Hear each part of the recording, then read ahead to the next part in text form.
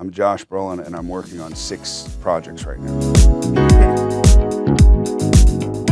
I don't know, my biggest vice is probably my desire to hang around my kids. I love being around my kids, you know? My kids are older now, they're 26, 21.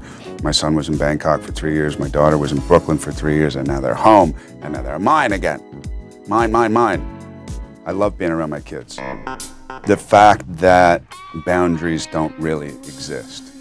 They can for the director, but for actors, they shouldn't exist. So you have like an understanding of what you're doing, and then you kind of can go off.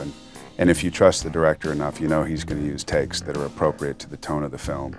But that's not really up. It changes. I think I went through a time where it was just directors, and then I went through a time where it was director acting, you know, the great character. But I think mostly it's like a lot of things that I end up doing, or a lot of things, I probably shouldn't say this because then everybody goes, well, he said no, but he doesn't really mean no. When I get really, like, I'll say no, but I'll say no strongly. Mm-hmm. And it's usually because I have a fear of not being able to pull it off. And then that fear becomes a desire, and then it becomes a need to confront, and then I end up doing. So I think mostly it's based on character. I think now it's becoming more about story.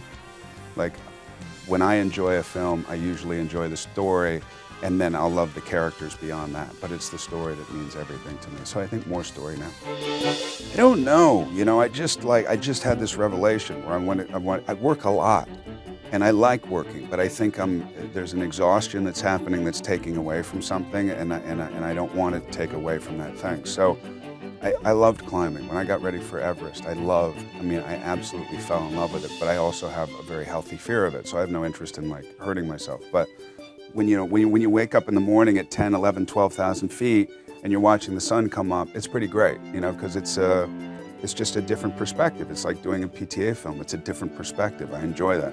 So I don't know what I'm gonna do. I know I'll move. I mean, not move residence, but just I'll continue to move.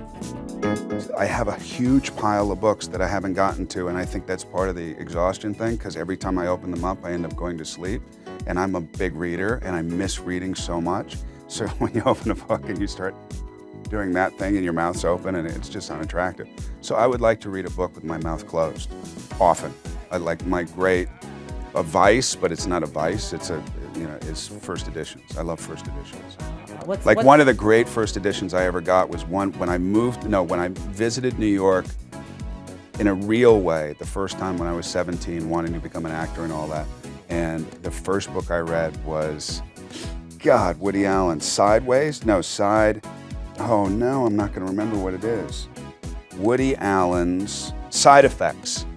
And then when I worked with Woody on the last time I worked with Woody, I had him sign a first edition of Side Effects. So I have that at home.